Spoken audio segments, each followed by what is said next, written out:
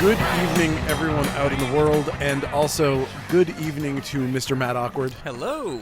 This is the Funbox Monster Podcast, and I am Tristan. And tonight we talk about We're still in damn Long Island in New York. Hell yeah, we talk about the most three-dimensional of all the Amityville movies. There's so many dimensions to this one. It's a dense picture. It is multi-dimensional in many ways. Amityville 3D. Home video version, not in 3D. Yes. Also, disclaimer, this is not a sequel to the Amityville Horror. I can't think of another tape in my collection that has two disclaimers like that on the front of it. Amazing.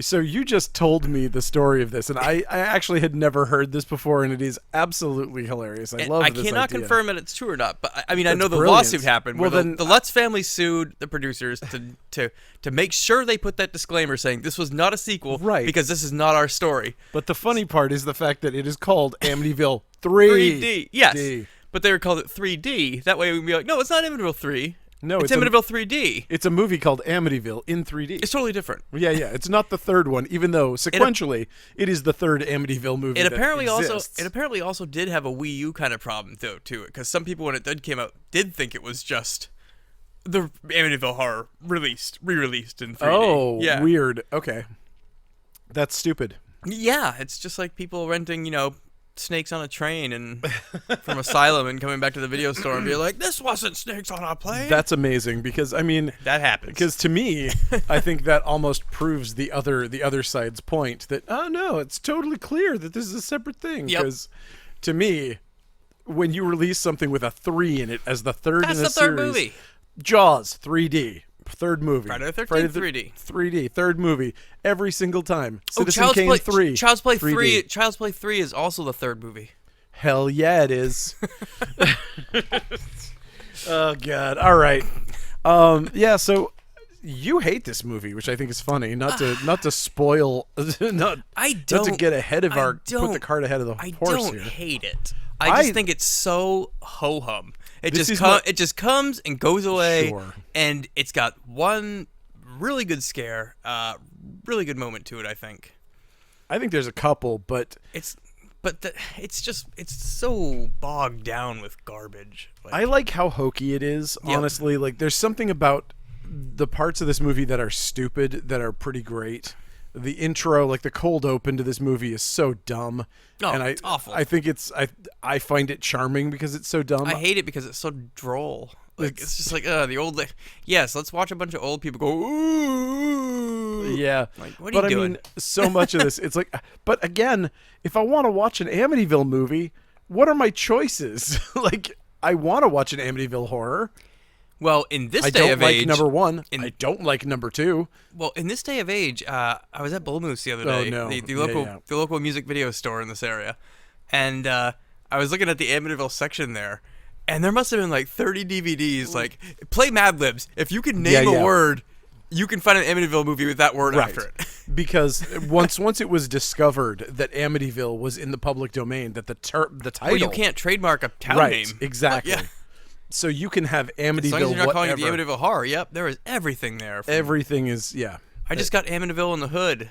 Oh boy. It's some people grow some weed on the Amityville property, and then when they smoke it, they get all haunted. I'm sure. I shit you not that I've only watched the first 5 minutes of it. But in the beginning, somebody shoots somebody, and they animate the 3D hand from this box cover with that big monster hand that flies out the window. In the Amityville in the Hood. Ooh. Obviously, that was not sanctioned. But they're like, who the fuck did I notice? Who is going to watch Amityville in the Hood? Nobody. Well, I put it in. I mean, Matt's going to watch it. And you're the first person to see this. Is it a Polonia movie? Because I know the Polonias had probably. I'm not sure. Somebody gave me a bootleg the other day. Death grip on the Amityvilles. They made like 50 of them. They just did Amityville in space. Yep. There's Amityville Toy Box. There's Amityville Harvest. There's Amityville Bacon Factory. I hope that's true. Yeah. It probably is. Probably is. I made that one up, but it's probably true. They're probably making it right now. I'm sure. Our friend Bobby Knipe is working on it right now, probably. Wasn't he working? Bobby! Wasn't Bobby working on a Polonia Brothers movie? Maybe. Yeah, I mean, there's only one Polonia brother left unfortunately. Yes. Sadly, the other brother has passed, but I believe Bobby's got his Kickstarter for Woke going on right now, which sounds pretty neat. So yeah, check that out. Yes, and then when you're done that, Bobby, make an Amityville Bacon Factory. Please do. We'll watch it. I will totally watch Amityville Bacon Factory. It just rolls off the tongue. It really does. It's actually a very nice title. All right, let's talk about this movie that. Oh, hey, that's where I got the bacon. I see. There's a zombie. You have devil bacon here. Listen, this store's stupid. What do you want from me? I don't make the thing. Okay, I make a bunch of the things that are here. Fuck. Anyway. Get your Sammy Kerr died for your sins pin today. Yeah, sure. Okay, so let's see. Okay, we start off with some things that they thought would look really cool in 3D flashing at us. Tony Roberts. Whoa! Holy shit. But we're missing the great disco track from Friday the 13th 3D. Absolutely. The music in this is abysmal. I agree. I felt like it was noticeable that I wanted disco music in this movie. It's almost as though there is something about that Friday the 13th that stuck that shitty disco music in my head, and now it's like, oh, I'm bummed that I'm not getting that. Don't give me 3D words if you're not giving me those tunes. Yeah. So good. Okay, so the sound design for this movie is pretty sweet. I really do actually like this. I think it was kind of ahead of its time for sound design. Really? It had some good moments. I guess you're right. I mean, especially this intro. I really liked the fact that you had like actual sound of the shrubs blowing over all of. I mean, the soundtrack was weak, so I can see why they would do that. But I don't know, spooky wind, creaky sign, like it was. Not the real estate sign. Call 666-1818. Shut up, movie. I feel like that's Naked Gun territory. I know, and they never approach that again. Like, what are you doing? I know. It feels like a lot of this stuff was like insert, was like later. And if you're gonna pepper that in, just make it the last 4 digits. Like the fucking area code of Amityville is not 666. Like, shut up. Like, it is bad. No, you're not wrong. That is really stupid. I mean, the way if you really must do it, then you have some local kid having graffitied 666 over it. That would make because sense, they too. know that it's a haunted house. Exactly, that would make sense. And like everybody's making comments about the haunted house. Okay, so it is. By the way, it's for sale. Yeah. Oh yeah. So it's being rented currently by the Caldwells, who are doing their thing. Yes. So there's a big windstorm, and in the middle of the night, Tony Francis shows up in his little tiny car with his wife. They're both dressed like Columbo, and it was definitely freaking half-off tan trenches at Burlington Coat Factory Day. Yeah, somebody. Once their buddy shows up, he's wearing one too. The London Fog store burned down, and we managed to sneak these all out the back. Hell of a surplus sale. Thanks, Martins. So yes, they sit down to a seance with a creepy old lady, and you know what you're gonna get. Tony Francis, the male Columbo, says something about how dangerous this is because of everything that's happened in this house.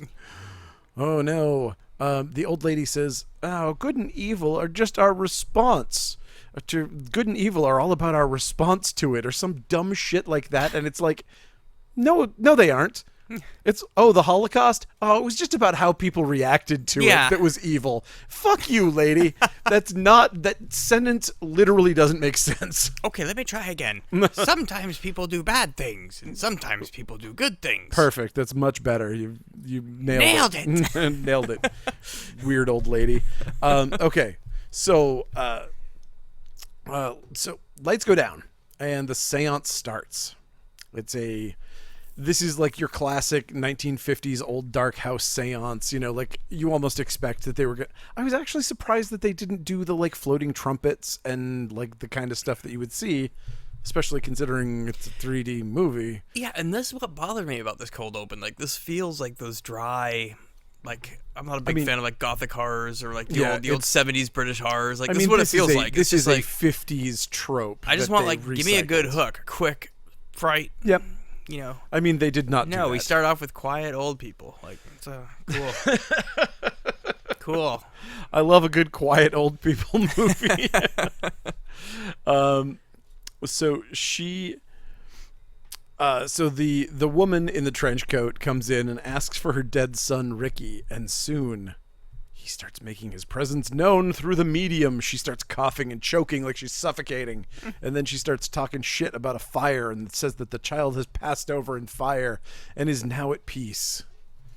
And so we get a little bit of the old dark house seance gags, but nothing major. There's a little like green fluff that floats around. That's what gives them away. And that's what gives them away. But yeah, there's a poltergeist sounding disembodied voice coming from the cloud. Mommy, I'm here. Also, like, which is weird. Like, what if that didn't even sound like her kid whatsoever? Like, right. I mean, number one, that not a great idea. Number two, like, why did you guys dress as Columbo if you wanted to expose something? Like, dress like normal people. You look like cartoon investigative reporters. Yes. Like, this is terrible. I feel like the people at the seance would be like, hey, you guys are investigative reporters, aren't you? Get out of here. Anyway, so, you know, we get the woman gets up and starts taking flash photos of the guy dressed in Moominshant's clothes behind there with a fishing rod. Fishing ninja. Yep. He's got a fishing pole. He's got a sponge on a stick that he's like, he's like, I have a floating ball of goo. Yep. And they get all mad. The people announce that they're from Reveal magazine and that this is going to be the cover story.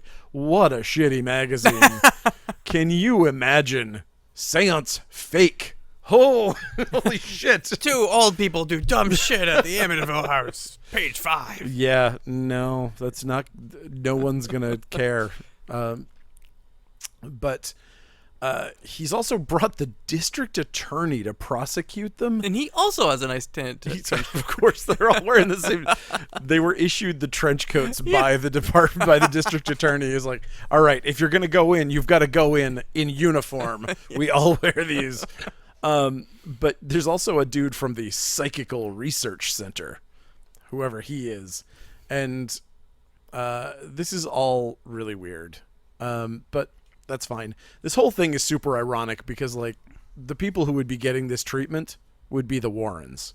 Like, maybe that's probably why they were the most pissed about this whole thing, is that, like who, you know, who's gonna get like busted as frauds? Yeah, the Warrens. Yep. Like, that's who would suffer for this kind of a thing. And then this movie spits on you in 3D. The old lady gets pissed and spits at our lead girl, and we get a 3D spit take. Very Drag Me to Hell. That just feels like this movie just hates you. It's just like setting you up for what's about to happen. Yeah. I'll be back in an hour with the swordfish, which is awesome. That is awesome. And has been reused by a couple of other movies, I believe. I think they were the first people to do this gag, but maybe not. Probably Scooby-Doo. Probably cartoons were the first thing to do that gag. Yeah, Bugs Bunny, maybe. Yep. Okay, so yes. The thing that I liked about, so there was that part where she spits on her, but what I really liked about it was the fact that she, like, the way that it's shot, you expect her to say something really deep, because in these movies the expectation that you're set up with is that the fake psychical whatever person, she's gonna be like, wait, but I actually have real powers too, and she's gonna tell them something, oh, you're in great danger, and she's gonna be like, whatever, blah blah blah, because she has this like camera like really close on her face, and you're like, oh shit, what's she about to say? And then she just spits on the lady, and it's, I don't know, I thought that was really funny. Okay. Let's see. The psychical research guy goes around and he's looking around the house because he knows the history, and he's like, oh, we got to go find the control center for this massive operation. How could they possibly run it out of this one room? They had a guy with a fucking fishing line and like a scrunchie. And somebody played a tape player, I guess. Yeah. I mean, I don't think that, well, clearly there was a control center. We find out later, but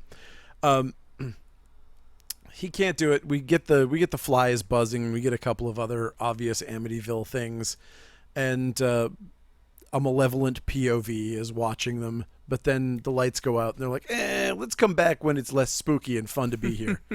and that's what they do.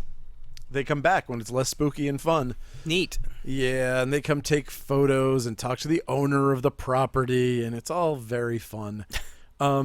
The owner's a big dude, and he stands on some old rotten He's boards. sick. You can tell just looking at him.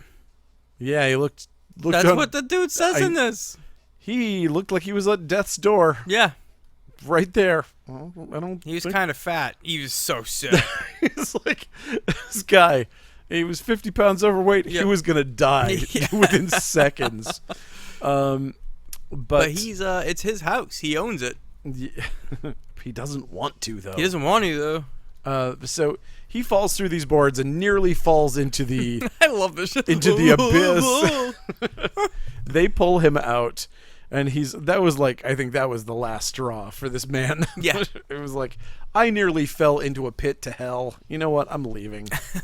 Why did I ever buy this? If only he had just never come back, which is, if he really felt that way, you'd think.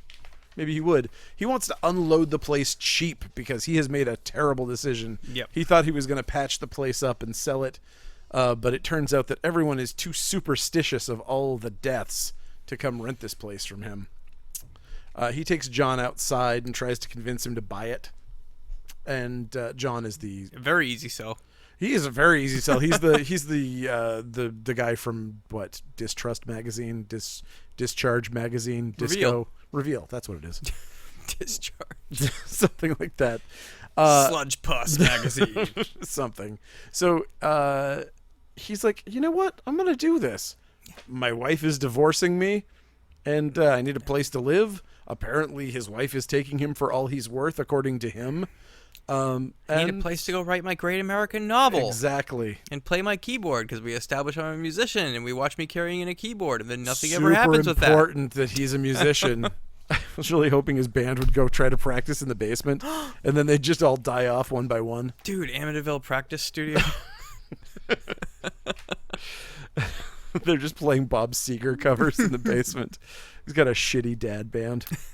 Okay, so he goes to his wife's place, and she's this like two-dimensional harpy character. So dull. She gets zero character development. They don't do anything with her, unfortunately. She's just like, her only job is to like be mean to this guy and make him seem like he's a cool guy, and he puts up with a lot from this crazy woman. It's another one of the problems I have with this movie is that we spend a lot of time outside of the house. Like, yeah, I don't care about this woman. I don't care about this part or their ex relationship falling apart. I don't care about their relationship at all. I don't care about it when dude goes to work later on. Like, what the fuck? Why are we hanging out at dude's office? So we can have an elevator ride, I guess? What? Yeah, there was one little thing. Yeah, I don't know. Dude, show me crazy shit in the house. Like, and then since when has the house gone out of the house? Like, isn't that the whole thing about Amityville? Like, don't go in that house, but it's like, oh, I'm going to follow you to work now. I don't know. I mean, hey, this isn't a sequel to those movies. True. This is a whole new thing. This is a completely there are original, no rules anymore. This is a completely original concept. So his daughter, Lori Loughlin, and her friend... Bad Aunt Becky. Yes. I love Full House so much. And her friend, Meg Ryan. Yeah. Crazy. They show up. Meg Ryan is amazing in this movie. Her role is the best. Yep. Like, more of her. I'm spunky trouble chick. Honestly, I would have loved more of her in this movie. She was like, everybody would. She was the shining light of this movie, really. Yeah. And she wasn't even good in it. It's just that her character was great. She was fun, yeah. Yeah. But either way, Meg Ryan, her job is to, like, basically she's adding relevance to the old man. Like, she's this outside hot young girl to be like, wow, your dad's super smoking. And no, he's not. He's just an old guy. No, he's totally hot. And it's like, no, he's not. And there are murders here. I'm obsessed with it. This is great. I like how your dad's ears are almost the same size as his head. He probably sleeps with ghosts. With ghost boobs. With ghosts with boobs up to here. Boobs up to there. Yes. But, so... they pack up his keyboard. He plays some haunted house music to prove that he's cool and smart and also musical. This is another movie that, like, Mary Sue's their main character. Like, this main character dude, this is like an action movie. You know what I mean? This is like a shitty 80s action movie lead where it's like, oh, yeah, sure, I was in Black Ops in the CIA.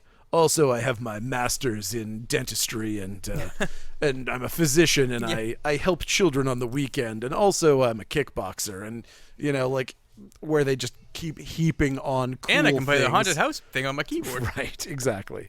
So he's good at everything, is what they're saying.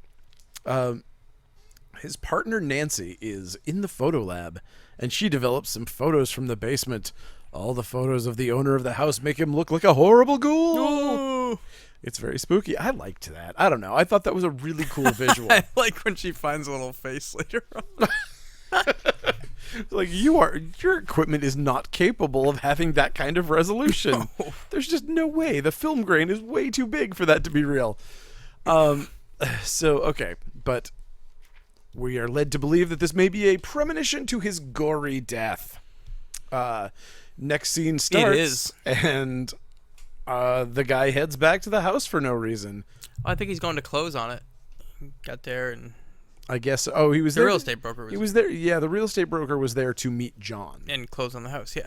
I guess. Sure. If I was him, I would just do it elsewhere if I was worried. Like a real estate office? Yeah, like if I was worried that the house was trying to kill me. Yeah, I like might a real do estate it somewhere office? else. Yes, like my office. Usually where people close on houses. Yep. In this case, he wanted to be hands-on. So he just heads upstairs. He's looking around. Well, he hears a sound upstairs. Yeah, but sure. In the death house. So he's like, oh, right. shit. I just heard a sound in my haunted house I'm trying to unload. Better go investigate. I didn't hear the voice of the person. I almost died the last time I was here. Time to go upstairs. There's this chain hanging from between the banisters going all the way upstairs, and I don't know what it was. I didn't notice that. Like, I really thought that it was going to be something important. Like, it was hanging down, and I was like, oh. Like, oh, he's going to stumble backwards and fall in that and get hung. Yeah. And then I was like, oh, maybe they left a power cord hanging from, like, actually working. Maybe like, it's like a fire pole thing. You could slide down the chain. Right. Yeah, exactly. Could be. If I had a house this big, I'd put that in. I would, too. Okay, so... he goes to the most well-known room in the entire house, the famous windowed house. The eye windows. It's all full of flies. Oh, He seems pretty unbothered by all of these flies. I haven't seen that since the first movie that this isn't a sequel to. Yes, but once the sweet 3D kicks in, he starts getting scared. Because hordes of flies descend on him, including one cartoon fly that... Fucking... I love the cartoon fly. One of the things I love the most about this is it's like there are certain points where it's like it's clearly like it's really obvious that he's laying on the floor and there's a PA pelting him with raisins. Yep. And it's like that's pretty funny. I mean, yeah, his death was so easily prevented. Like, if you can't avoid dying from choking on... Because he couldn't get out because a door shut behind him. But it's like, dude, it's like 300 pounds. Throw yourself through that shit. Yeah, dude, maybe use some of that. But maybe my guy won't buy the house if I break the door. Right, exactly. Maybe it just goes against his realtor thing. Ethos. Like, oh, yeah. I can't break that. I'll have to pay for it. So, yeah, that's our first death of the movie. And it's... weak AF. It is weak as hell. Like, that's what this movie, like, I don't get it, man. It just, like, it pusses out big time. Like, like you just said, there's that thing, he walked up a giant staircase. Why can't he, like, stumble backwards from something attacking him, fall over the railings, do some kind of action-packed death instead of just swatting at literal cartoon flies? Yes. I don't know. And then it's like, oh, he's got a lot of flies on his face. Guess he's dead now. Right. You're supposed to assume that he's dead because he has a bunch of flies on his face. Yeah, I wish I had an answer for this. I mean, I think the answer is that Poltergeist was PG and that they were trying to replicate Poltergeist's success. I mean, does that make sense in the timeline? I assume this came out after Poltergeist because the entire last act is basically lifted from it. The whole third act is basically Poltergeist. Oh, yeah. But Poltergeist's entire story is lifted from Haunting of Hill House and also... And Haunting of Hill House's entire story is lifted from... Well, okay, if you really wanted to say Haunting of Hell House is what they lifted it from, and then Haunting of Hell House is lifted from Haunting of Hill House, or the movie Hell House, whichever, the Richard Matheson one. But yeah, either way, they're all great. It's a bunch of people with like cameras and whatever inside a haunted house trying to decide whether science can find ghosts. Poltergeist is so much better than this movie. Come on, that's unfair. This movie was made with like an 18th of Poltergeist budget. And also did not have Steven Spielberg directing it, which I think is probably helpful. Speaking of Steven Spielberg and people dressed as Columbo.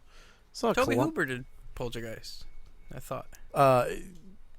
So that is a debatable subject of contention among the world. People who know Spielberg's style and Toby Hooper's style, everyone pretty much is like, Toby Hooper was probably smoking cigars in the back while Steven Spielberg took care of business. But either way, I like both of them, and I think that there was probably some assistance from Mr. Spielberg in Poltergeist. He definitely gets most of the credit for Poltergeist. Yeah, I think that's because he's a credit hog. I mean, he is. He gets credit for Gremlins, and he doesn't deserve any of that. Well, and he's like, I feel like getting another Oscar. Better do another biopic. Yep. I mean, he is good. Nobody even needs to write the story. It's already written. So stupid. Oh, well. Okay, so what are we doing here? All right, let's see. Wishing I was talking about Poltergeist. Yeah, I know. We'll eventually do Poltergeist. We'll do one of those, I'm sure. So, all right, John shows up and he hears the last gasps of life from the realtor who's, like, laying on the stairs or laying... Yeah, he basically looks like he's having a heart attack. Yeah, right. He kind of fell over with his arm dangling at an angle that works really well for 3D cameras, I guess. And his hand is pointing 3-dimensionally out at the camera. And John is like not somebody I would want in a crisis. I'm just gonna say. Because he sees this guy dying, and he just backs up against the wall and just stares at him. Oh, God. Oh, no. Well, it's the same thing when his daughter drowns, and he gets there, and like nobody does CPR or nothing. He just stands there going, please wake up. Let me just say. Could you please wake up? The first time someone dies in front of you, and you fail to resuscitate them, take a CPR class. Yeah. That is the universe telling you need to learn CPR. Yeah. And then, maybe the next time this won't happen. And he does it twice, and we still don't see him taking a CPR class after the second time. He never does. He fails to resuscitate a dead body in front of him. That's the post-credit scene with the CPR class. I mean, really though, that should have been somewhere in the credits. It should have been like, this has been a message from the CPR Council of America. You could save a life. Amityville Red Cross. Yeah, the way that the other Amityville movie clearly took money from the Catholic Church, this movie could have taken money from like the Red Cross or something. Would have been great. So let's see. Oh God, I hate this scene. Okay, so a few hours later, we assume the paramedics have taken him off, and John's home alone in the kitchen, washing his face in the sink. Melanie shows up after hearing the horrible story and shows him the photos, and he just does not believe. But this is so stupid. So there's several angles with the guy's face, Yeah. Every single picture is perfect except his face. There's 3 people in every shot. Yep. And this guy is in the middle, on the side, wherever, multiple angles, multiple lighting. Must be something wrong with your film. Always his face, and he says, "Oh, there's probably something wrong with your camera. Yeah. You can't pick up fat guys. I don't know. Sorry, I don't know what it is. Just doesn't want to pick up fat guys. Oh, kind of a dick." Oh, your fat guy switch is turned on. Oh, you turn what is that? You got the Ringu setting on that? Turn off the Ringu setting on that thing. Why did they even put the Ringo filters in these things? You got the Jew on over here. You want to shut that one off. You shut off your Ringu. Shut off your Back to the Future. You don't want people in your picture disappearing. No, that's good too. Man, this is a complicated fucking camera. Jeez, guys. All right. What a fucking tool bag. Anyway, she heads back to the psychical research. I hate that word so much. Psychical research guy. And these are other scenes that I don't like. Any scene with this doctor and the psychic thing with him and his wife goes and sees him too. Like, does everybody just know this psychical research guy? I hate it. And this is another one where it's like, and why do we care? He's doing what? Sensory deprivation experiments? We don't right. care. That doesn't factor into anything in this. No, it doesn't. And I feel like this script was gutted. Yeah. Like I feel it's supposed to be another half hour or so. No, I feel like the scenes that they have were supposed to be scares. You know what I mean? And then they didn't, because it's setting you up. Each of the really bad, boring parts of this movie, if you look at them, you're like, oh, wow, that would have been a great place for a terrifying moment. I mean, completely blackened room, woman with sensory deprivation, something coming out blue glowing at her like it's like a paralysis demon. Okay, yeah. You know what I mean? Like there's something there and it grabs her and she screams. Terrifying. But it's not there. She just screams at nothing. Yeah. And it's not scary. It's just like stupid. A thing. Yeah. But I feel like there's something missing from all of those scenes that probably was in the script that would have made this a better movie. Yep. And I think that they were like, no, we're getting a PG rating because Poltergeist got a PG rating, so we're just going to carve everything down. It just feels like another weird added-on thing that just doesn't go any... Like, same thing with the keyboard. We referenced the keyboard twice. We even see him moving in holding it, and then it's like he never plays it again after he walks into it with it. So why do you even establish him having a keyboard? Or if we want to learn about sensory deprivation, why do we listen to this guy talk about this so much? Like, no, I mean... then nothing happens. If there was not a scene written where that piano played itself... Yeah. This movie is insane. Whoever wrote it is literally out of their mind, because that's the only reason you have it, is because the piano's going to play itself. Yep. You know, or like that you taught your daughter a song on the piano and that the two of you played Heart and Soul together. And then after she dies, the piano starts playing Heart and Soul, you know, and you start playing the lower line, and then the upper lines just start playing themselves. That's the line that she always played. Yeah. And then she always fucks up this note, and then the ghost fucks up the note. Yeah. You know, that's a scene. That is a great scene that is not in this movie. Okay. Anyway, so, God, all right. Let's see. Okay. Well, this is good stuff. So, whatever. She sends her camera photos to the lab, or whatever that is, and they're gonna tell her if this was this dude is gonna be like, oh, I have the ability to tell if this was a supernatural photo, or a camera malfunction, which is absolutely batshit.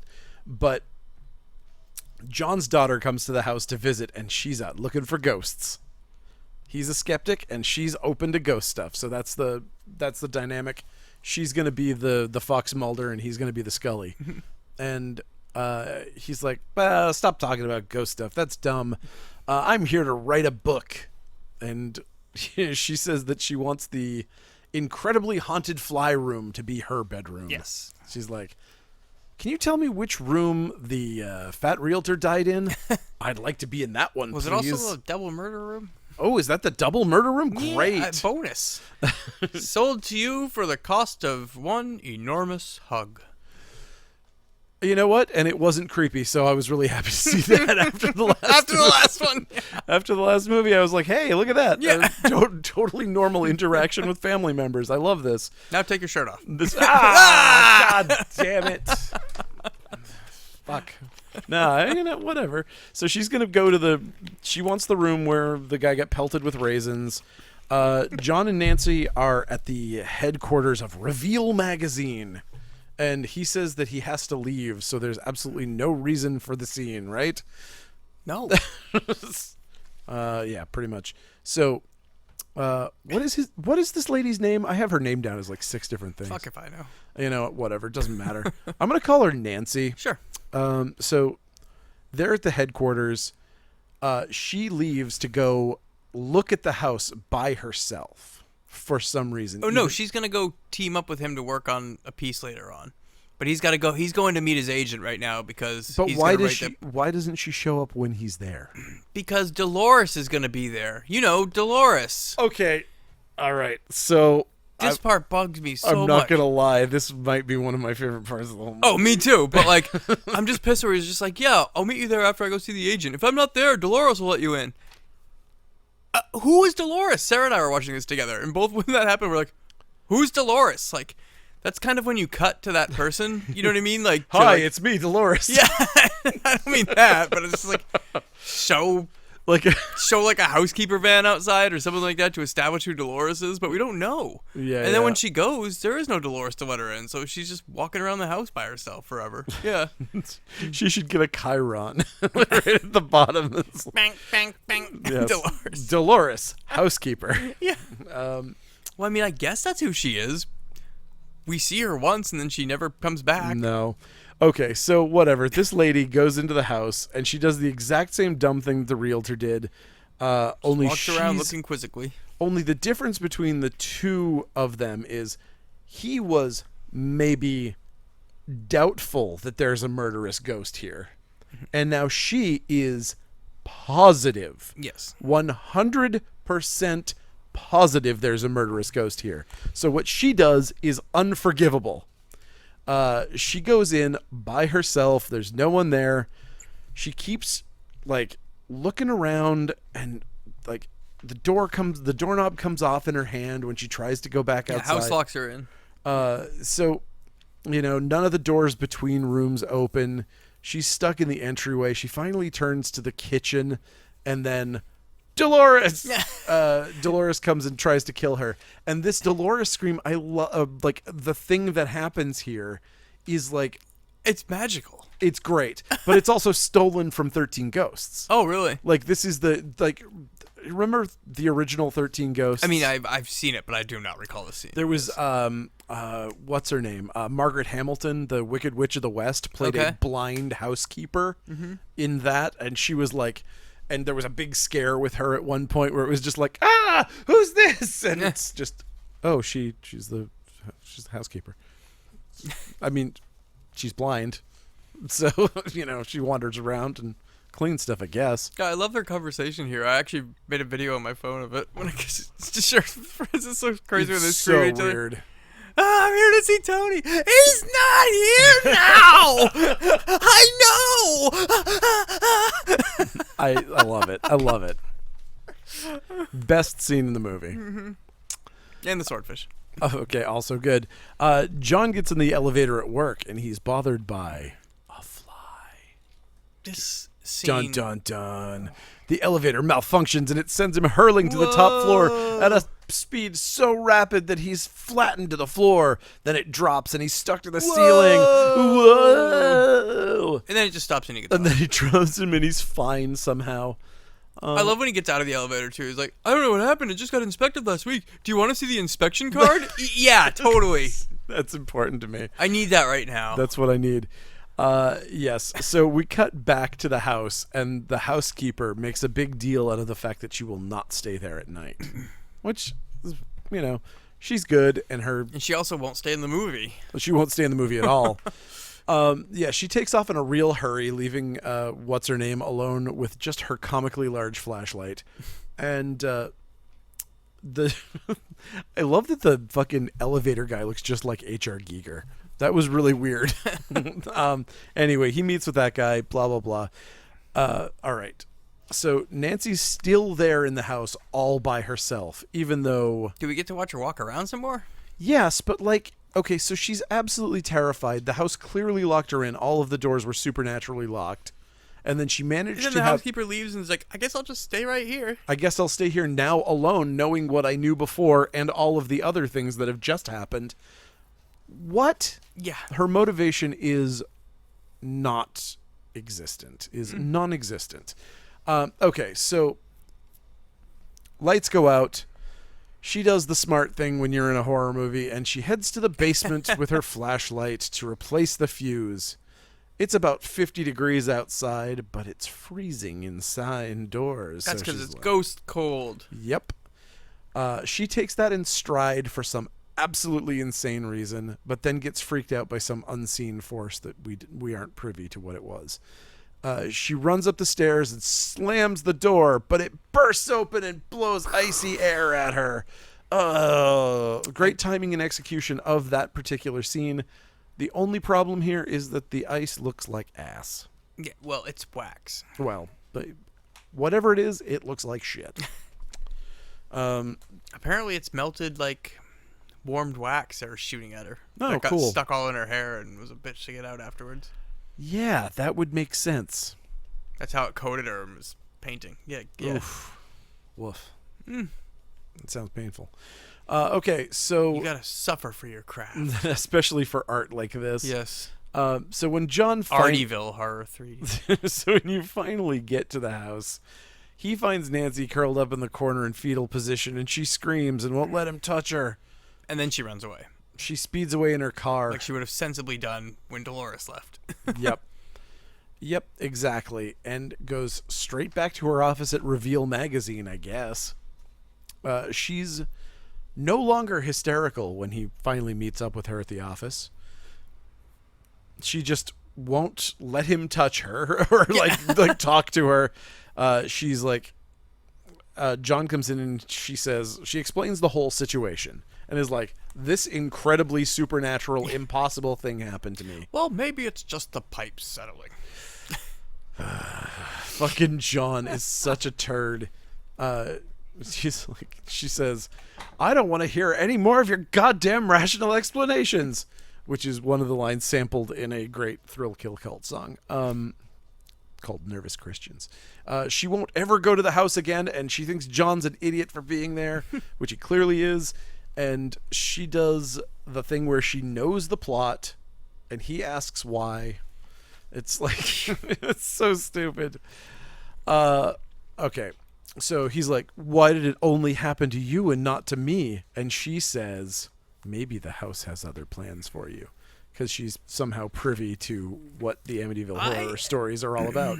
When this movie ends and how it ends, I would love to know what the plan of the house was. I mean, the plan of that demon was just like, I'm sick of living here. Right. What? Like, oh, crap. Now it's just me and my fly. Well, no, I mean, you still got a portal to hell. The portal's still there. Yeah. It's just the dumb house is gone.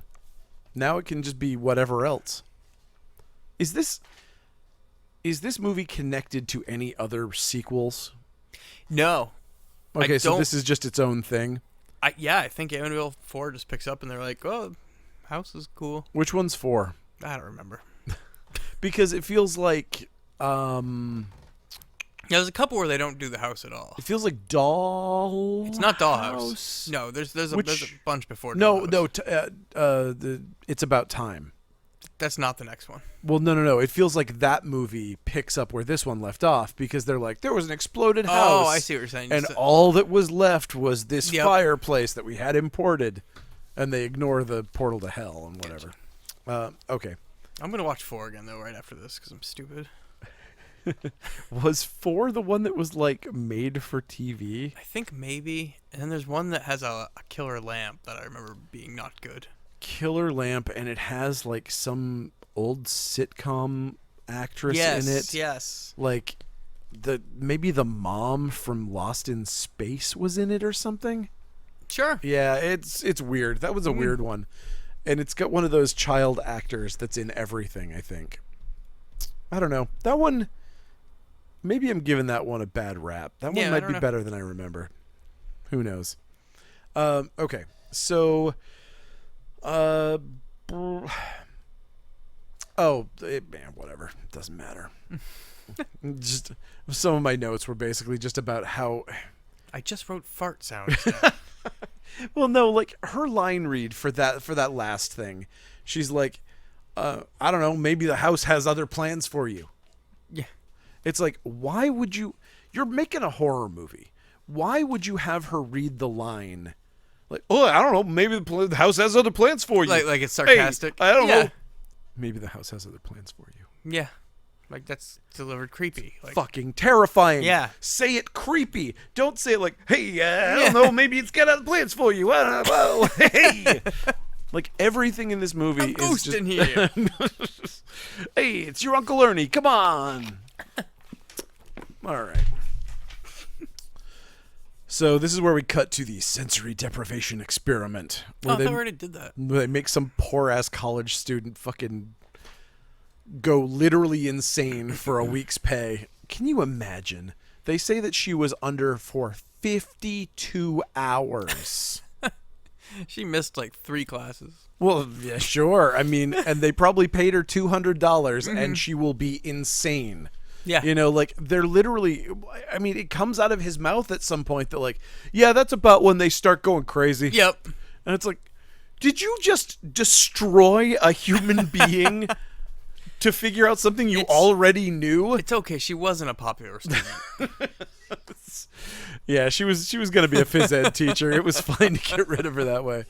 I don't know, man. That seems immoral, but I guess that's probably part of what's going on. I thought we already passed this part. Or is that just this is the second time with this guy? This is the second time. We keep bouncing back to this stupid lab. The first time was when he was fixing the camera. Oh, okay. That's right. And so this is when he says another line from that same song, which is, reality is the only word in the English language that should always be used in quotes. So deep. So I guess his ex-wife doesn't want the daughter going into the house. She does not. She knows all about the house, and it's infamous. Yeah. He says that nobody gets hurt by ghosts. So the ex-wife is there talking to psychical research guy. Yeah, because she knows him too. Because for some reason they're friends as well. So literally, separately, all three of these people keep going to this guy. Like, and they don't go together. Yeah. Like, somehow That's John knows him, the lady knows him, and the mother knows him. Yeah. Whoa, weird. Okay, but he says, oh no, ghosts don't hurt anybody. People hurt themselves, you know, like when they fall on knives or when they're jump running out of... from ghosts and they die from running. Yeah. And it's like, isn't that the same thing? And he's like, oh, I never thought about it. Yeah. It's like, yeah, it's the same thing. Playing in the street doesn't kill you. Getting hit by the bus does. Sure. So just go play in the street. So you're fine. Just look out for the bus. Yep. So these idiots go back and forth with him saying, duh, we don't know anything. And her saying, but what if you did know something? And it's real fun. But I hate every scene with the psychical research guy. Except for the last one. Yeah, that one's cool. So Meg Ryan and daughter show up by themselves. Oh, they're alone in the house now. This is so good. Meg Ryan does stoned fish dancing and like she's like dancing around the house. Then gets hot on murder. Yep, she gets really sexy about murder. She hits us with the classic, did you know that you can have sex with a ghost? Because she's our sex bomb. Yep. So literally every single thing that she says is going to be tinged with sex, no matter how murderous or blasé. If she's talking about sandwiches, does not matter. There's going to be some way she's going to slip sex into that. Sexiest peanut butter and jelly sandwich you'll ever eat. Yep, she is our sex bomb. Which is weird because she's just kind of like dressed like a normal co-ed. Yeah. Like you would have thought that they would have given her some sort of like cut-off shirt or something. She looks like Spirit Halloween's Billy Idol costume. She looks like literally every girl I went to high school with. I mean, she's got the same hair that every girl in my high school had. She does not look like what she's written as. But she recounts the murders that set the whole thing off. So she's just basically our info dump. And again, she talks about the murders like she's talking about sex. So she knows... And she talks about the murders that were the basis of the hauntings that happened in the first movie. But this movie is not a sequel. But also, what's really great about this is that she also knows which rooms are which. Like, it's fine if you're like, okay, I've read about all this. But then she's like, and this is the bedroom where this happened. And then over here, this happened. And it's like, how? She could possibly know that if she's a true crime junkie. Did you have like a fucking CD-ROM game where you were like walking through the house and going into each room? No. Come on. I don't buy it. So maybe she's a ghost. Oh, maybe she is. Who knows? No, she's not. So they finally go. She's bored with all the murder rooms, and she's like, let's go check out the portal to hell. And she's like, yeah, let's go check out the portal to hell. This is going to be great. Look, murder rooms are a hell of a gateway drug. Yeah, exactly. It starts them off. And so they head down to the basement, and she explains the ancient Indian burial ground thing again. She makes a spooky noise into the hole, and it makes a noise back. And they're like, oh, no. Then there's a shadowy figure coming down the stairs. I bet it's a ghost. No, it's Dad. Oh, we were fooled. It's like it's a Goosebumps book. And then I heard the creaking sounds upstairs. Chapter 5. That was my brother getting home from school. Man, it makes me want to read a Goosebumps book. You know what? I think Goosebumps books are better than this movie. Yeah. You know, I think I'm starting to get on your side. You know how sometimes I convince you that a movie's better than you think it is? This is... I think you're convincing me that this movie's worse than I remember. Oh, man, I'm going to make you hate something that you like. I think so. That's not going to make me feel good at all. Oh, I'm still going to watch this movie. I don't think I realized how dumb it was. Listen, neither of us are immune to watching dumb movies for the sake of... whatever. It's just... And that's the thing. This movie, I feel, is an enjoyable watch for the most part, but it is very ho-hum dumb. Yes. Yeah. So, okay, it's Dad, blah, blah, blah.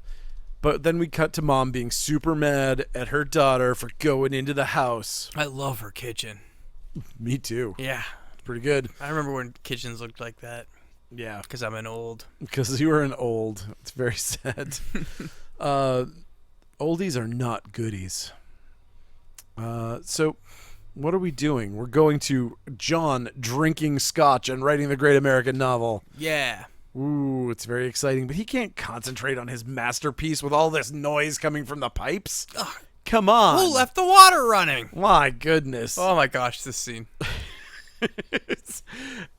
So this is another one of your things with ghosts and you know what? All of us. Why do they do shit behind people's backs that only can be seen by the camera? Why? Why is this entire scene? Who are you performing for? Who are you closing the walls in for? He can't see it. He doesn't notice. Yep. It doesn't matter. Why are you doing it? Just to prove you can? However, this scene, this scene's hilarious. It's like, oh, the ghost turned on the hot water. Whoa! So he has to go up to the bathroom and turn the water off. As he's doing that, the wall behind him is coming forward to him, but he doesn't notice it. Then he walks outside and he's like, whoa. Then he walks back in the bathroom and the wall's reset.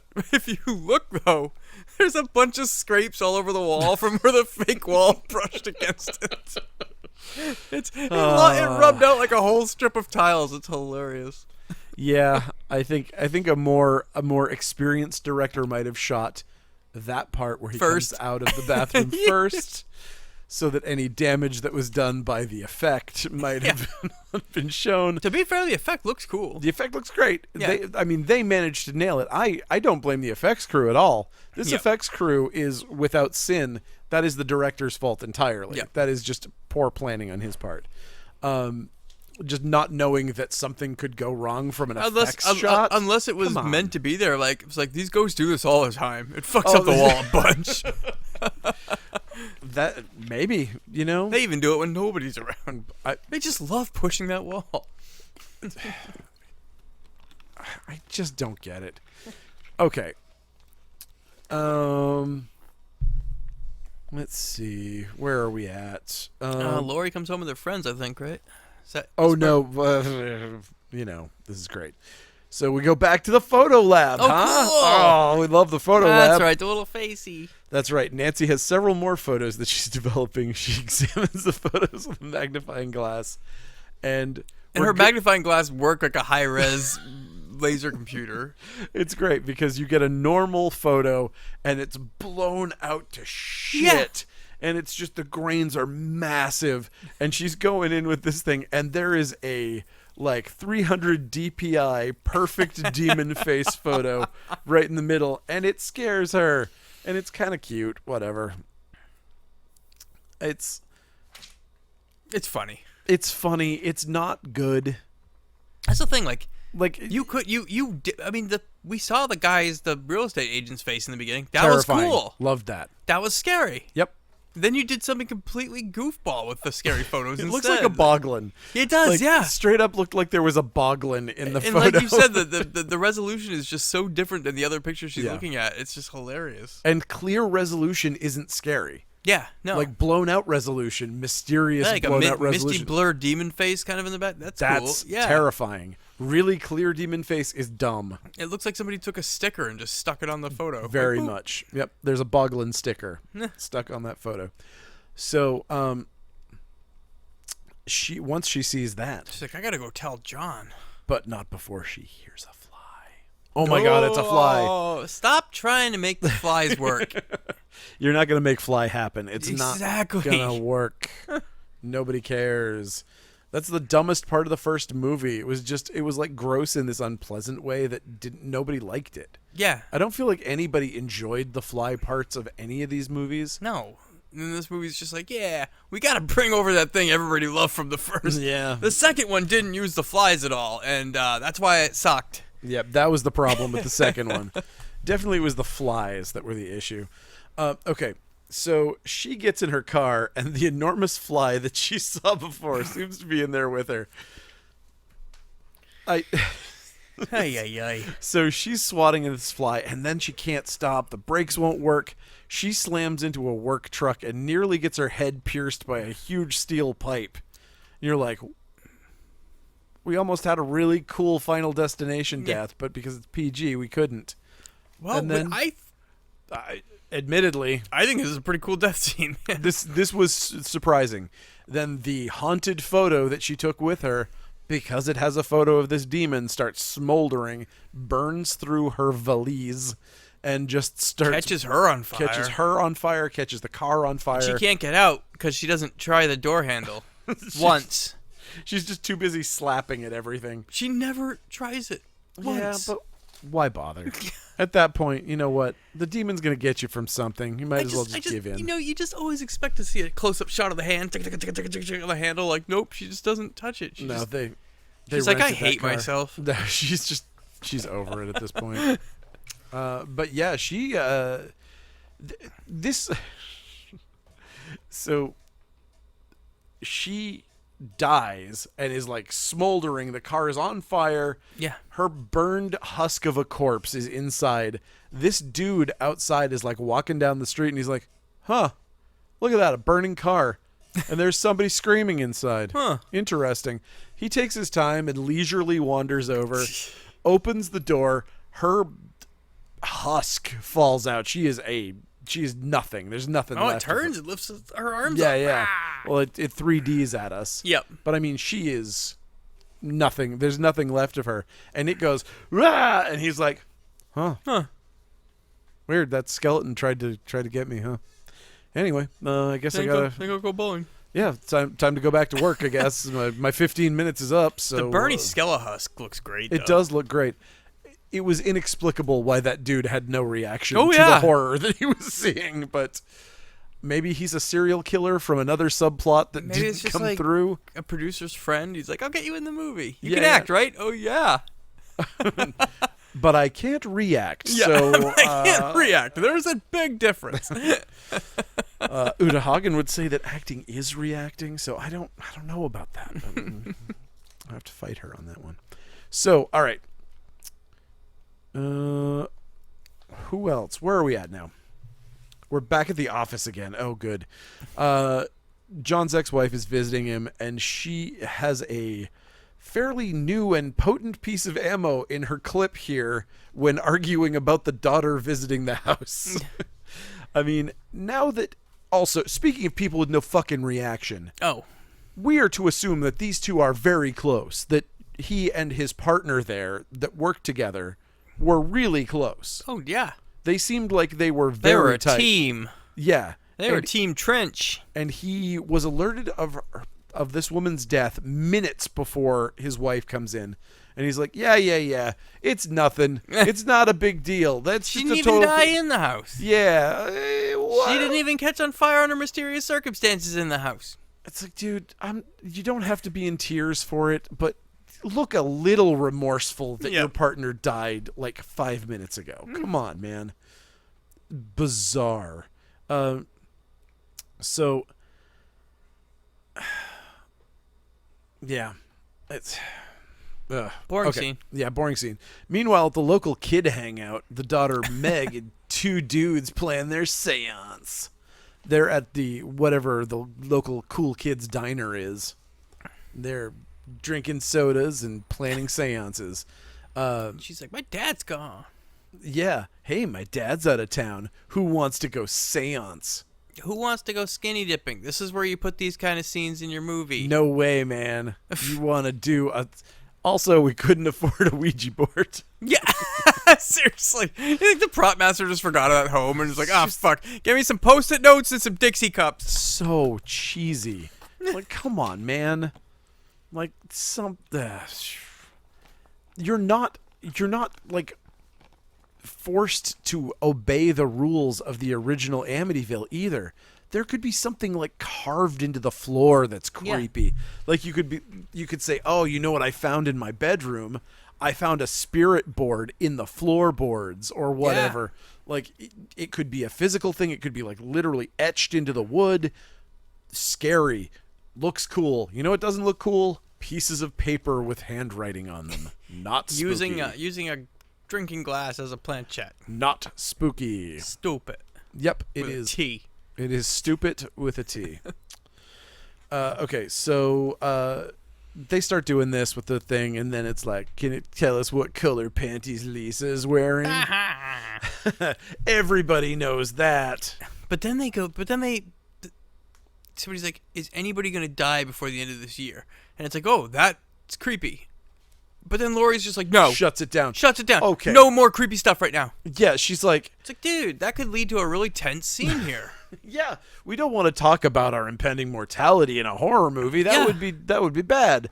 And then instead, she's okay with asking if anyone in the room is in danger. Yeah. Which is also not a great question. But I mean, being in danger could be like danger of what? Stubbing your toe? Right. Danger of alcoholism. Yeah. Danger of high cholesterol. Who knows? It could be anything. Danger of failing the math test in Miss Tibbetts' class. Exactly.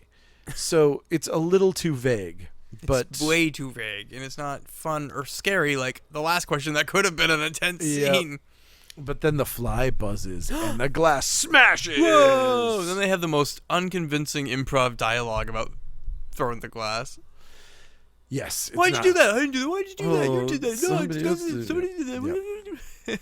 Yep. And then this is our best like Friday the 13th Part 3 graphic here, where we get our frisbee scene. Oh yeah. So it's like, oh hey, completely pointless 3D for this movie. I love it. Everybody wants to go on a boat ride. Who doesn't? I mean, come on. I love that they chose like the day that they chose to shoot it on. That water looks like a day where you would die in a boat trip. Yep. It was like super choppy and like there's no leaves on the trees, so it's obviously cold. Cold as shit. Like you will get hypothermia if you hit the water. Like this is a dangerous day to take a boat ride. Laurie, sit on the edge. They give Laurie a bottle of whiskey and they tell her to go for a swim. But whatever. Ex-wife goes to find Lisa at the Amityville house and of course decides to go in without even knocking. She wanders around, starts poking around. At least we don't get the repeat of the last two people, but it's, only because she doesn't call anybody's name. So she heads in, rifles through some of her husband's shit without asking, and she sees her wet daughter heading upstairs. This is creepy. It is This whole part... It's great. It's like, you know how to make a horror movie. Clearly, shooting this part, it's like, what did you fuck up? Like, why don't you know how to make the rest of this movie? Yeah. This is absolutely horrifying. It's that wonderful haunted house thing of being horrendously sad, like unbelievably tragic, and really kind of scary and creepy at the same time. And like, if you can do this scene, you could have made the rest of this movie good. Yep. That's all I'm saying. But yeah, so she's going upstairs. She smiles at Mom and just keeps going up without talking. Soaking wet. Soaking wet. Clearly, Susan has died on the boat trip, and her friends are dragging... We see outside through the window that her friends are dragging her lifeless body. And they also have never, ever attended a CPR class. Wow, not a single one of them even makes a shot at it. Or even goes to, like, I don't know, get a blanket because she's probably freezing. Nah, she's just dead. How do you just die like that? She just fell at the boat and died? Like, I can't remember what they said. Maybe she hit her head and fell in or something like that, but... I don't think they ever say it. I think they just say she fell out of the boat. Yeah. That's all they say. They don't even try to make up like a... And we don't even get a scene on the boat. This movie is just like, fuck that. We'll just have them say they're going to take a boat ride and then come back dead. I mean, it's New York in autumn. You fall in that water, you're going to fucking die. Like, you're going to need to be resuscitated. That's not good news. But, I mean, that could be a very scary, tense scene. Trying to save her falling out of the boat. We don't see any of this, any explanation. The extent of it is, she fell out of the boat. It is... How do you fall out of a... No, people just don't fall out of fucking boats, dude. It's when they're all stone cold sober. Like, especially if all four of them are still in the boat. Like, if you capsize the boat, that's one thing. Yeah. No, like, they brought it back fine. Like, they were all dry and she was wet. Yep. So, very weird. But Mom hears the ambulance pull up and watches them load her daughter into the ambulance, into the paramedic or whatever. And John is, again, unfazed. Yeah. Like, he is not... Later on, he starts showing some emotion, but, man... way too collected. He's like, no. Hey, honey, no. Our daughter's dead. You gotta accept it. I've moved on. Oh, one of the punker kids says this when the dad shows up after his daughter's dead. He's like, oh, here we go. It's like, what? Yeah, he's probably gonna be really panicky. Oh, here comes Dad to be like, oh, my daughter. Oh, God, this again. Every time I kill somebody on a boat ride, their dad gets all fucking huffy. Ugh, so sick. Can't even go visit Tina anymore. He's probably not even going to let us stay in the house. Can I at least get my Dixie Cup Ouija board from upstairs? Yeah. So... Yep. Yeah, we get the discussion where the woman tells her that he saw her, and she won't believe that she's dead, and she's running through the house, pounding on the door, but she's not there, obviously. She runs up to the attic. She can't find her dead daughter, blah, blah, blah. And she's obviously conflicted because of all the horror that's going on, blah, blah, blah. But so Mom just basically goes to the attic to wait for Susan to come back. Yeah, she goes to her room. She's mentally toast. John waits up on the couch with an enormous bottle of booze. He's good at that. Yeah, that's kind of his thing. And eventually he's like, I guess he hears something in the basement. And so there's spooky, the gateway to hell has some spooky stuff going on in it. So he hears some gurgling, and Mom's gazing into the gates of hell down in the basement. Oh, you can see their dead daughter just under the surface. Dad's all mesmerized, and then a wet corpse jumps out and grabs him. He wakes up on the couch. It was all a dream. The whole movie so far has been a dream. It starts from scratch. That would be awful. Okay, so in the kitchen, the ex-wife, totally batshit at this point. She's just like, I've got to iron all of her blouses because I think it's her favorite color. This is going to be her favorite. When she comes back, she will want to wear this shirt. Okay. And yeah, Dad's trying to pull her together, but she's gonzo. Totally gonzo. So Also, the kitchen exploded, and we didn't see it, right? We had a kitchen explosion just like part 2. Yep. And so, but you just gotta use the theater of your imagination. Like everything else, we always arrive at scenes in this movie just after something cool happens. Yeah. There's some sort of dramatic element that happens, and it's like, no, you don't get to see it. You just get to see what happens afterwards. Look, we gave you the car crash, okay? You got to see that. That was one thing. Yeah. Just be happy with your car crash. That's the one effects moment you're going to get. Everything else occurs off screen. So she's in an exploded room, and she's like, that Susan was trying to communicate with us. That's why she blew up the kitchen.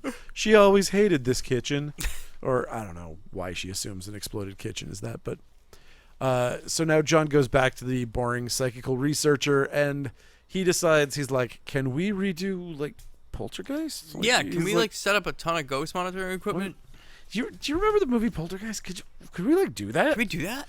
Like, I know that this is, like, the third act of a movie, and we're pretty much done, but, like, what if we just reset everything, threw the script away, and, like broke into Steven Spielberg's place and, like, stole his script and just kind of, let's just do Poltergeist. Genius! Yeah, this is great. We're going to save this movie yet. Pull this movie out of the trash. Poltergeist was a great movie. And they set up everything in like 5 minutes too.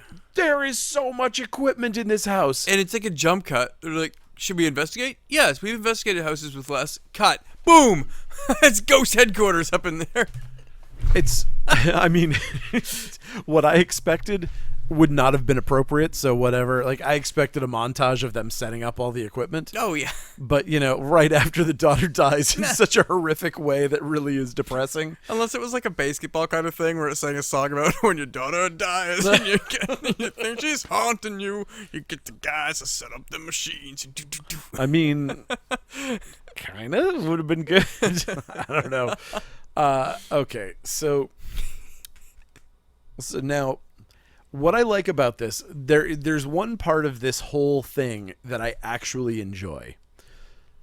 And that is the dynamic of John's psychological state at this point in the movie. So right now, we're at a point where John has denied everything psychic up until this point. Yep. If he is correct that there's no psychic, spiritual, whatever thing going on here, he is not complicit in the death of his daughter or any of these horrible things that have happened. For him to admit that anything supernatural is going on mentally will make him complicit in the death of his daughter. Yep. And that's, I don't know, that's a really dramatic thing that they've set up. He doesn't play it. It doesn't exist in the character or anything else. Like, they do nothing with it. But man, it would have been a great place for them to put some drama. You know, like, if someone could use it. Right. If somebody could have called him out on the fact that it's like, you just don't want to admit it, because if you say that, then that means that you allowed your daughter to die. Like, you know, man, everybody's been dying around you since you bought this house. Wake up. Right. Like, but we never have that moment where he's like, he has to fight against the fact that he's going to make himself complicit, because the actor who they have playing him doesn't have that kind of range, and the script is not very strong. He's a pretty big... He's a big name. Prolific actor. I think he does have the range. He just doesn't give a shit. He might not give a shit about this movie. I think he's sleepwalking through this role. Tony Francis. What the fuck else was he in? I mean, I've seen him in a bunch of stuff. I feel like he's like a TV actor, though, right? I don't know. I just know when I looked him up. Yeah, he was in tons of things. I'd never even heard of him. Thanks to Mystery Science Theater, I get him and Tony Franciosa confused. One of them was in The Finder of Lost Loves, and I don't know which one. Okay, anyway, let's see. So we head to the house on Haunted Hill, the Haunting of Hill House, the Hilling of Hell House, the Helling of Poltergeist House. Poltergeist 4. And whatever. And big team of scientists, blah, blah, blah. We get the Dracula thing where we've got science versus technology. Or science versus supernatural. There we go. That's better. That makes more sense. Okay. So closed circuit camera in every room. And every so often we cut back to Susan just sitting alone in her daughter's room with a weird doll. Yeah. Cool. I got to admit, it's kind of creepy. they did, like, it could have been a lot creepier, weirdly. Everything could have been. Like, it's very strange that, like, they managed to make that scene of a woman sitting alone in her dead daughter's room, holding her dead daughter's doll in a haunted house.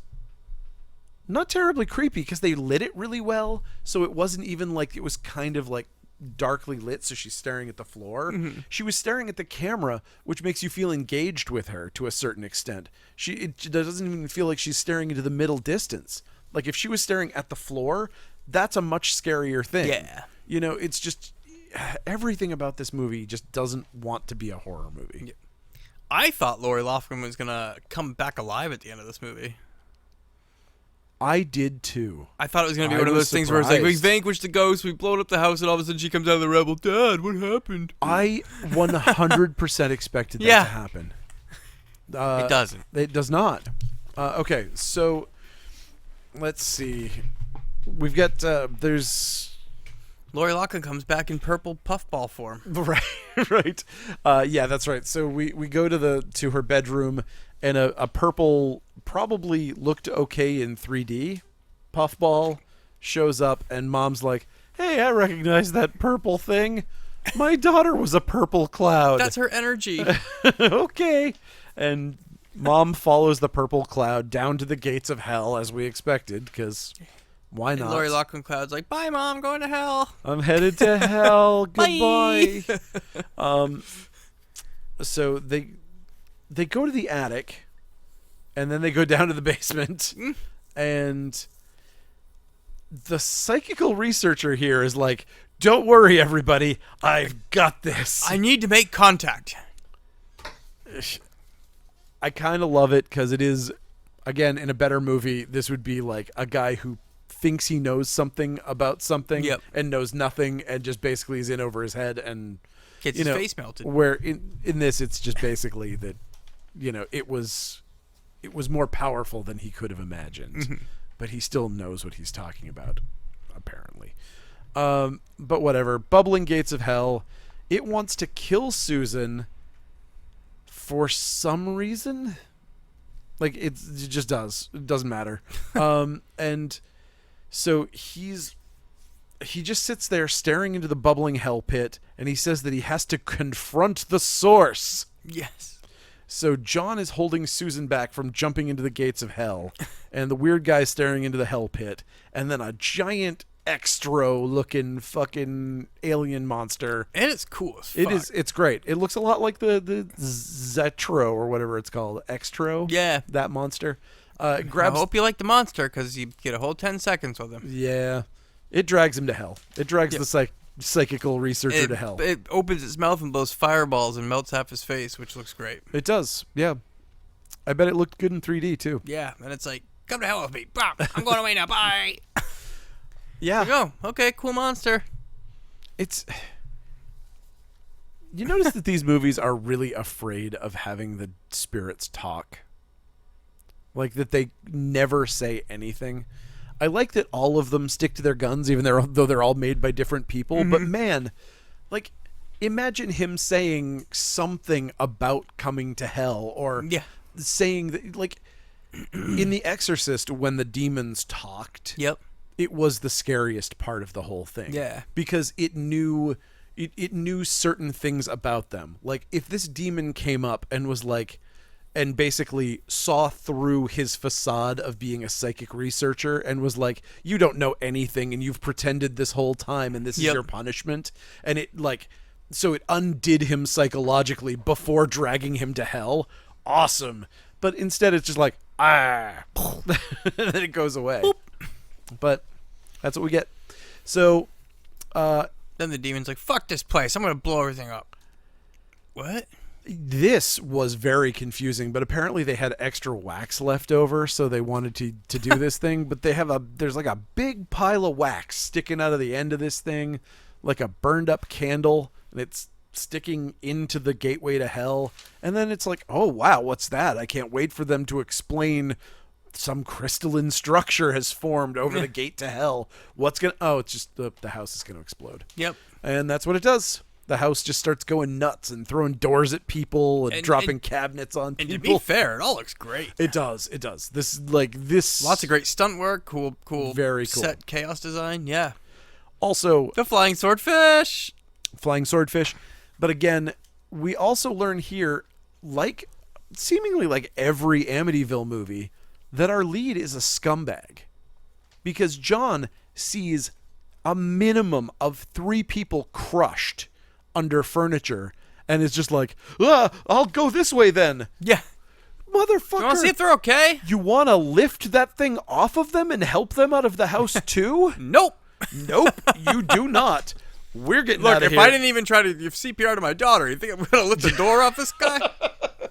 If I can't have sex with you, I don't care. I don't even know his name. He just set up the beep boop machine. Yeah, whatever. He means nothing to me. Yeah. Hey, we don't even know his name. He's just a beep boop machine guy. That's true. So there's the blowing glass or ice scene here that was pretty cool. It looked like some of it was supposed to be glass, some of it's supposed to be ice. There's a thing that throws a dude out a window, which was fun. John gets all covered in frost, and it makes him look like a clown, which is less cool looking. And then the swordfish swings down like the very visible strings. Yep. Very it evil misses dead. them and sticks it to the wall. Bong. Yes. Yeah, very funny. Favorite part. Yep. And we get some good 3D stuff. Whatever. John keeps smashing at the door with whatever he has in his hand, and he finally gets out, and then the house explodes, and it knocks John and Susan over. Oh. Then they're like, I'm glad that's over. And Susan's like, yeah, I'm glad that's over. Yep. I don't think that made her sane. I think that might have made her worse. But we'll see. Somehow, after the massive explosion, the door is still standing. And our cartoon fly guy comes back. Camera tracks through the rubble. We find the pit to hell is still open for business. And the little blue 3D fly cartoon is like, hey, fellas, I hope you enjoyed the show. See you for Amityville 4. D. Yep.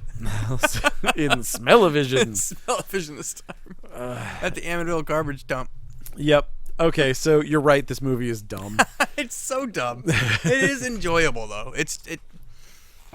This movie, I don't know. There's a weird charm to it, even though it sucks. Like I swear to God, I watched this movie at some point in my life by myself at 2 a.m, and it scared the shit out of me. Weird. Like, I don't know how. Like, in watching it now, I'm like, I don't understand. Like, I don't know what one of these scenes would have scared me. What was wrong with me? I mean, even the wet Lori Loughlin scene is eerie. It's eerie, but it's not like scary. I'm scared. Exactly. Right. Yeah. I have no idea. Maybe I was being haunted by an actual ghost at the time that I was watching this movie, and that made me scared. Possibility. We should go to the Center for Psychical Research and see if we can get to the bottom of this. Yes, that would be great. Put you in the. It's like a sensory deprivation chamber, but it only just plays Amityville 3D in like VR glasses. Oh, that would be great. That's a dream come true. As long as part 2 doesn't play, I'm fine. Yeah. So that was that. That was that movie. That wasn't very good. And this was the podcast about it that wasn't very good. I'm sorry, postponed everybody. a week. I know. It probably. Listen, that's the problem. Is it would have been a good podcast if we didn't get burnt out on this. If we hadn't watched it 7 times before we did this. Yeah. David had COVID, and so I was being cautious. I didn't want to accidentally give anyone COVID, specifically Matt. So I was just being very cautious. David is still out with COVID, and I'm still working alone in the store. Damn, going to 80 hours. Yep, this is my 80-hour week. What store are we talking about here? Coast City Comics, the most overworked comic shop in the business. But they're open 24 hours a day on coastcitycomics.com. That is you can buy yourself I don't know if they're back in stock, Funbox Monster Podcast t-shirt. Hey, we have a screen printer, so it's much easier for them to get... Are they back in stock? Not yet. Okay, but they're coming. Yes, so, but a big thank you, because we sold out of Funbox Monster Yes. Podcast t-shirts, and that That makes awesome. me happy. Yeah. So rate and review us, do things. I was like, So I was looking at our numbers, and it's very strange. I was originally like, hey, rate and review us on Apple, because that's what I kind of know podcasts for, is that, like, our Apple podcast numbers are like 25% of what we get, which is really weird. Like, so many more people listening on Spotify. Weird. That's where I listen to my podcast. Really? Yeah. Huh. I had no idea. Yeah. I didn't know. I think I must be old. I think that's the answer for everything. So rate and review us on Spotify? Can you even do that? I don't know. No, you can't. No, you can't. Just leave it playing so our numbers go up. I don't know. Whatever. Just when you're going to bed at night, just start the podcast, turn your volume off, and it doesn't mean anything because we're not selling ad time, so it does not matter. It only just makes us feel better to know that there's more people listening. I don't know. Nominate us for a fucking golden whatever the Joe Bob Award is. I don't know. Do something like that. We need one of those. Yeah. What is that thing? The silver. I don't watch Joe Bob. Silver dingle. I don't care about Joe Bob. The silver bolo. That's what it is. I'm gonna alienate all of our fans. It's so weird. I was such a huge Joe Bob fan when he was on the movie never channel. Been a fan. Such a fan, and I've started watching all of them again. I mean, listen, to each his own. Yeah. I'm not going to look down on you for liking Joe Bob. True. I'm just saying he can count all the boobs that he wants, and I'm just like, just fucking start the movie, guy. Oh, boy. Anti-horror host. Yes. Anyway. I really am. I love Elvira movies, too, but I don't want to watch her host any. You know, it's funny. That is the difference. That I enjoy Joe Bob, and Elvira I can't do. Yep. I don't know why. It makes me sad because I like her so much. I love her in the movies. Yeah. And speaking of Mistress which, of the Dark is great. I don't want to become one of these podcasts where we like do recommendations at the end, but let me tell you, hey, you should read Elvira's autobiography. It is phenomenal. It's really good, and it'll make you hate a bunch of classic rock musicians, which is kind of a bummer, but you know, whatever. Yeah. Make it difficult for you to listen to Led Zeppelin again, definitely. Anyway, thank you for listening, and we will see you next time with something probably non-Amityville related. Unless Amityville Bacon Factory comes out before next week. Bobby, get working. And just judging by that DVD record Bull Moose, they're coming out every day. It's soon. It's soon. Yeah, we're not going to do Amityville whatever in space or whatever else, like any of those. No. Man, you know, we've never done a Polonia Brothers movie. They're a little rough. I mean, what's their big hit? Their big hit was Feeders. Was that the one that everybody talks about? There is one called that, yes. I think Feeders was their big hit. I've seen it. Yep. It was okay. I like the fact that it had weird little homemade squishy monsters in it. Yeah.